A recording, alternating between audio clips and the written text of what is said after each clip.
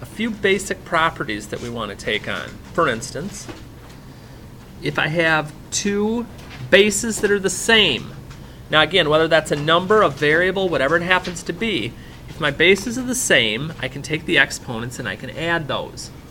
So, for instance here, I'd have 3. I'm fortunate because my denominators were the same. So 1/2 and 3/2 would be 4/2, but we always want to reduce. So 4/2 is 3 squared. Oh, wait a minute, I can do that too. And always look to do that. If you ever have a fractional exponent and you can reduce it, that needs to get taken care of.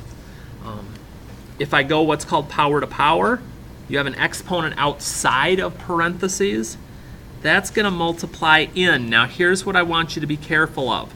Sometimes people get a little overzealous and they decide they're going to put the 2 to here and here, but that really doesn't work. Then it's like I'm multiplying by 1. So just for this one time, I won't say you have to do this, I'm going to put the 2 over 1 just so I think about that for a minute. So I'll be like, oh, so 6 over 2. And again, I'm not expecting that when you're doing these, you're going to go through all of these. But since it's a note sheet, I always like you to be able to see where things are coming from. So if you do get stuck, you know where something's coming from, not just seeing 64 there. Some of you may even looked at this and said, hey, can I just cancel the 2's and do 4 cubed? Yep, you could. Now, 3, you have a choice. Depends on how you want to handle this. One way, and the typical way by using the property, would be to go ahead and distribute that through. So if I do that, I'd have 9 to the 1/2 and 4 to the 1/2. And I remember from yesterday when we were talking about roots and exponents and all that fun stuff, that something to the 1/2 power is just the square root of that number. Okay, they're one and the same. So I'm like, oh, okay, so the square root of 9 is 3. The square root of 4 is 2. And I get the answer. Now, sometimes that works fine. Another way I could do that one, and this only works if you have terms that you can combine. 9 times 4 is 36. So 36 to the 1/2, or in other words, the square root of 36, also would be 6. So I can do it either way. Not one right way versus another. And again, you get into a negative exponent. Now negative exponents, we flip them to take care of them. Now if they're in the numerator, I can flip them down to the denominator. But if I happen to have one that's in the denominator, that would flip up to the numerator to become positive. Just something to kind of keep an eye on. But typically what happens with negative exponents is we end up with fractional answers. We try to avoid the decimal stuff though. So like here, I'd know right away, I'd be like, all right, so this is going to be 1 over 25 to the 1/2. And I remember from the last one, oh yeah, the 1/2 power is just the square root of that number, which in this case would be the 25, which would be 1/5. Again, even if you did go to a calculator on this, I want to see the fractional type numbers for this. I want to see 0.2. Because again, it's understanding what the negative exponent's impact is. It makes it a fraction. Fractions because it had to flip, and kind of talking about that a little bit. If I'm dividing, I subtract the exponents. Now this is my own personal thing. You may have been taught something different before, but I think this makes life simpler. Whenever you're dealing with division, you're always going to take the bigger exponent minus the smaller one. And again, that's in value. So positives are always bigger than negatives. And then your answer goes with wherever the bigger exponent is. That way we're avoiding negative exponents and answers and having to remember to flip them and oh, I forgot, I lost points now. if you just remember to do the bigger minus the smaller and put your answer where the bigger one is, it makes life so much simpler. So like for instance here, okay, I've got 5/2 and 1/2. Well, 5/2 is bigger. So I do 5/2 minus 1/2. So I'm like, okay, well 5/2 minus 1/2 is 4/2, which is 6 squared. Now where does that go? Well, since 5/2 is bigger, it goes up in the numerator where the 5/2 are. So it'd just be plain old 36. If these would have been switched and the 5/2 would have been here, it'd have been 1/36.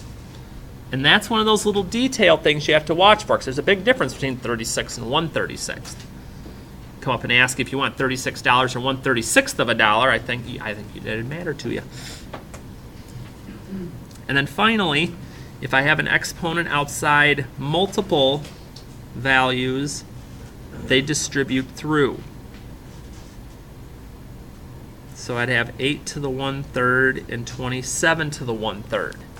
And then this comes back again to what we were talking about with knowing our cubes and squares and all of this stuff.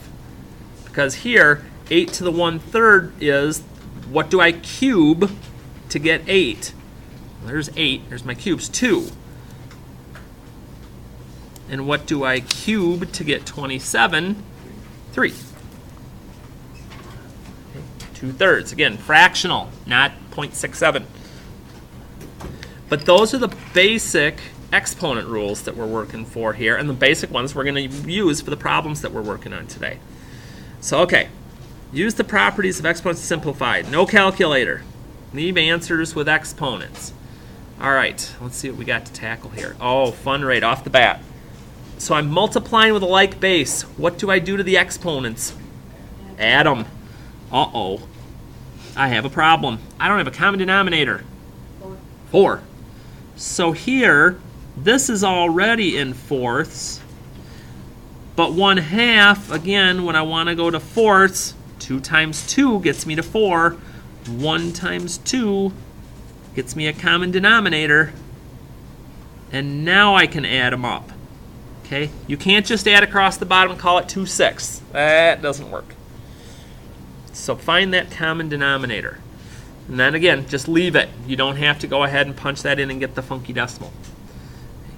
Here in this one, same thing. That 2 is going to go to both of these exponents. Half of 2 is 8 to the first, or just 1. That's pretty good.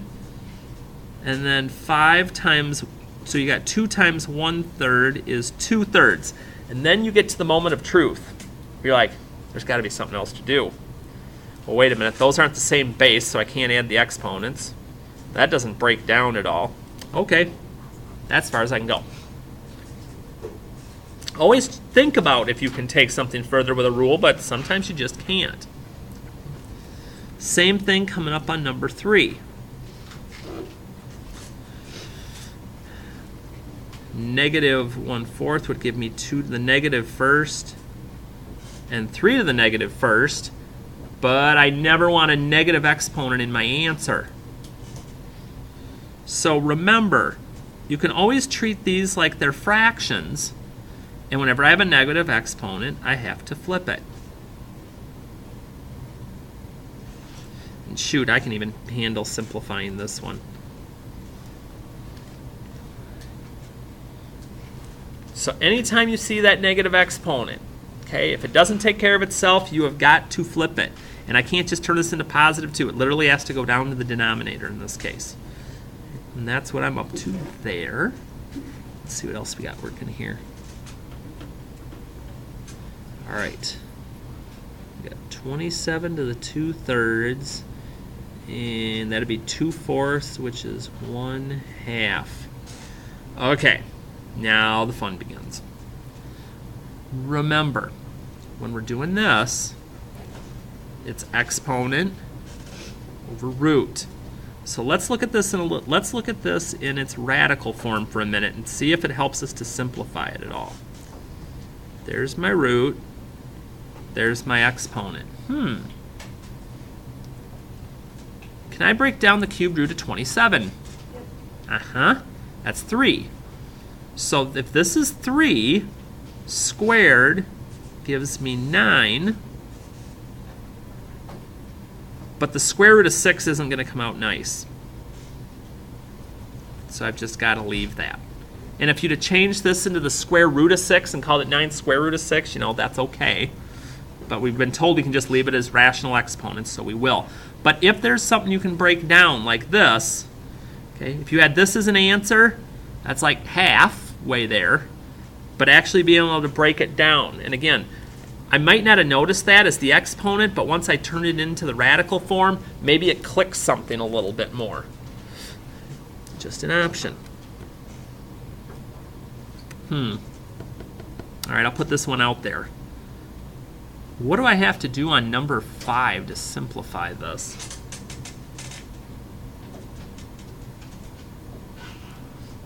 What do we do? What do we do? Well, what's the rule first when I'm dividing?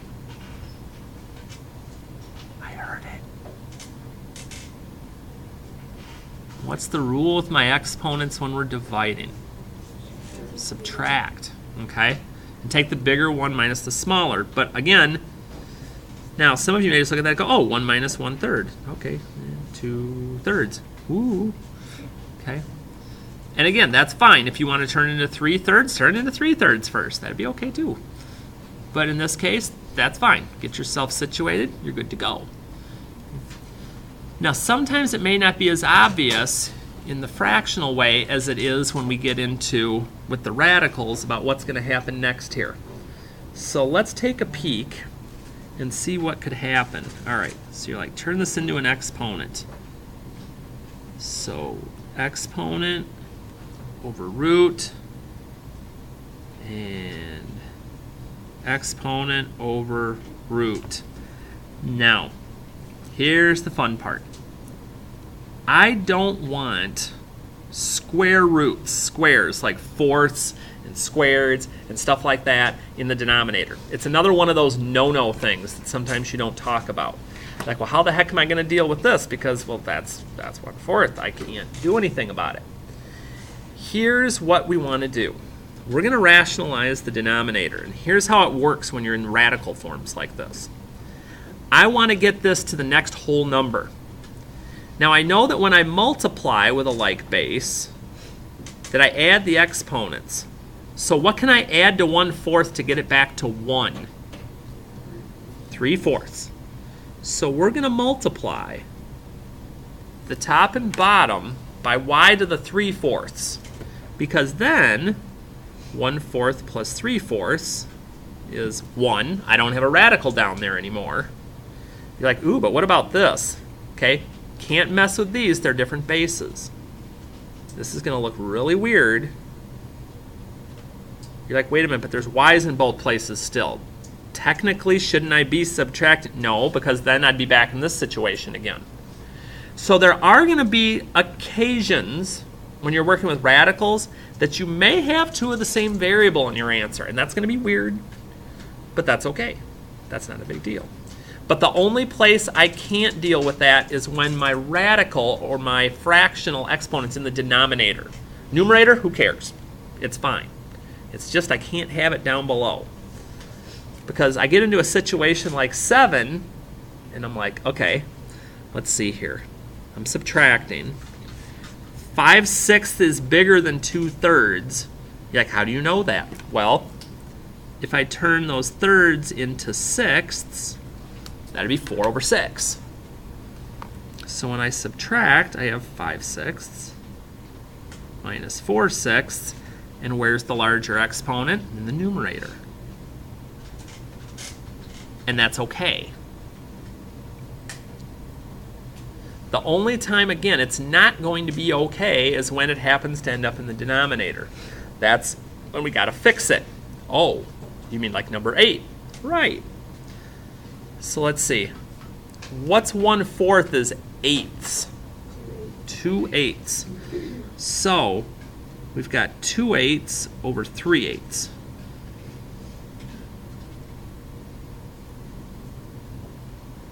You're like, crap, Harty.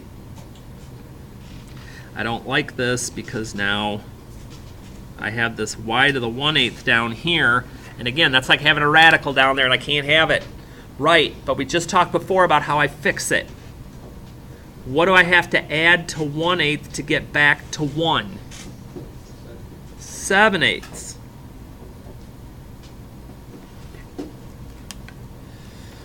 So I'm like, okay, 1/8 plus 7/8, good, that's y. 1 times y to the 7/8. These answers still look weird, Harty. I know. They do, but that's just what these crazy radicals do to us sometimes. Causes issues. So now that same thing is going to happen when we get into the radical forms down below. And again, I guess you could take them back to exponents if you want to, but a lot of times radical form itself ends up being the easiest form to work with. So like for instance here, use the properties of radicals to simplify. Okay, just like we're dealing with when we're dealing with the exponent rules. They have the same root. I can multiply together what's underneath, then break it down. And again, I'll just keep mentioning this and putting in these plugs. Understanding and knowing your squares and cubes is going to be important because now when I look at this and I go the cube root of 64, wait, I know that. It's 4. And I'm not having to turn it into an exponent and then punch it in the calculator. I just know. Same thing here. I can divide these. They have the same root. Maybe not as familiar with our fourths, but 81's in the list. Fourth root of 81 over to the left is 3.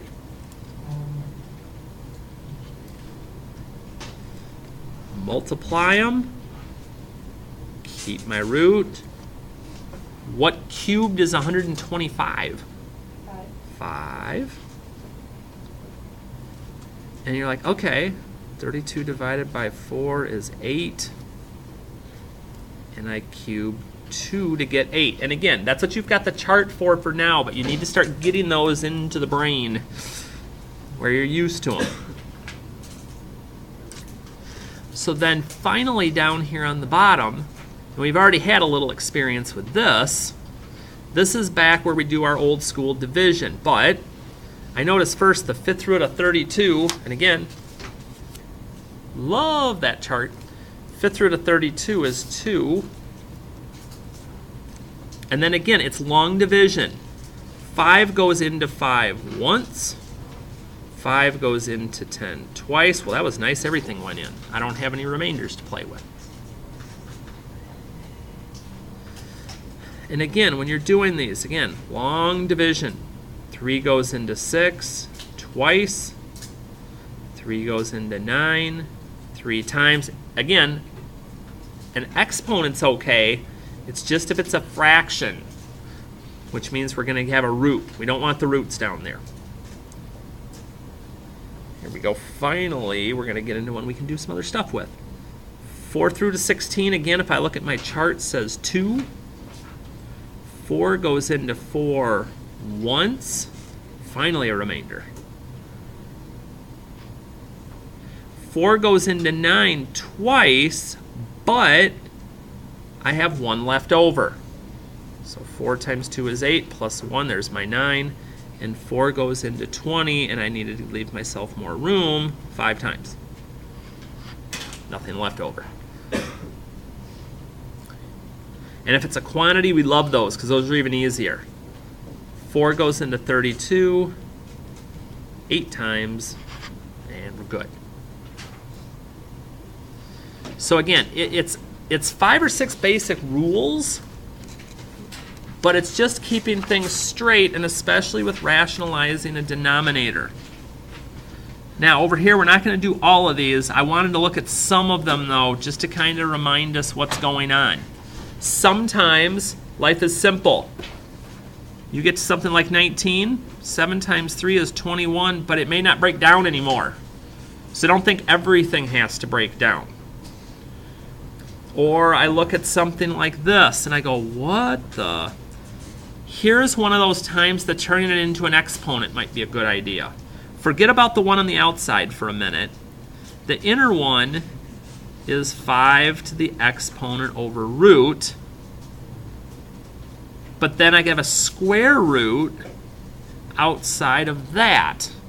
So by looking at it as an exponent, I can say, okay, this cubed root of 5, that's this, and I'm taking the square root of that, and you multiply the exponents. Okay? I'm just using exponent rules to make this work. And I also know how some of you work with a problem like 21. You look at that and you go, oh, radical in the denominator, I got to rationalize it. Wait. Same root. So 20 divided by 5 is 4, and life is much simpler. Always take your time to think about what the simple way is going to be and not necessarily making life hellish on yourself. But again, if you get something funky like these because you distribute through and you're like, okay, 2 to the 1/8, 3 to the 1/8, oh crap, there's a fractional exponent down there, I got to fix it. Remember, just figure out what you have to add to get it back to 1. So in this case, that'd be 3 to the 7/8. And this is going to be one funky looking answer. Because this will just be 3. And here, those are different bases. So I literally have to leave it like that. Keep life simple on yourself. Are there any other ones on this side? Again, take a minute, kind of look and go, okay, that one looks kind of strange. Can we chat about this? And we will. But if not, I'll get you a little bit of time to jump in here on 450, 451 here.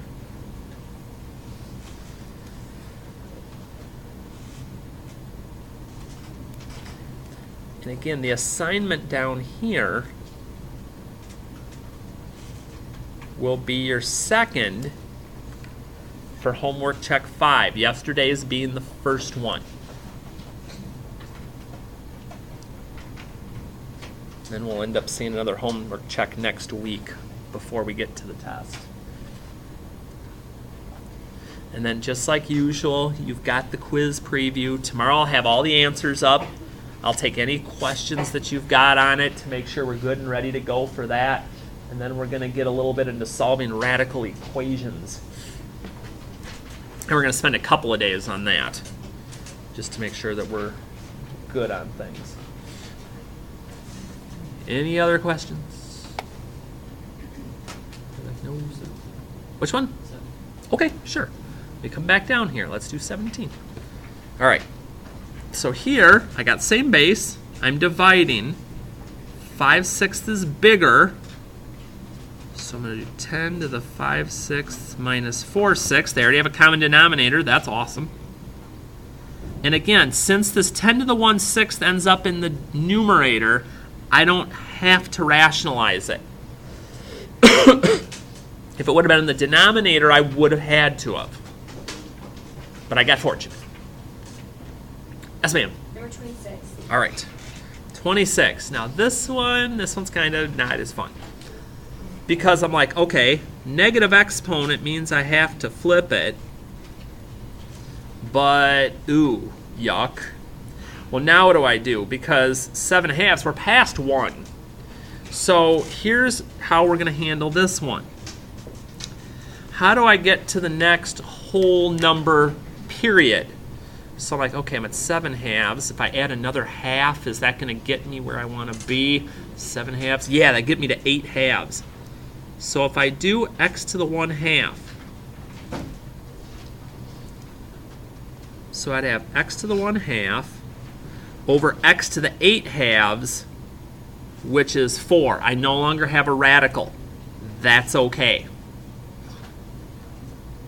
And that's going to be the point that some of you are really going to have to pause and look at it for a minute, because you're going to want to do something else. You're going to be wanting to like, no, now I can subtract. No, because that gets you back here again. Okay?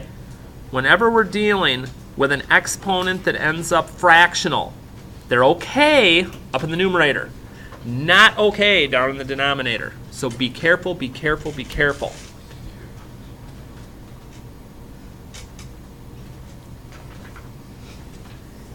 Any others?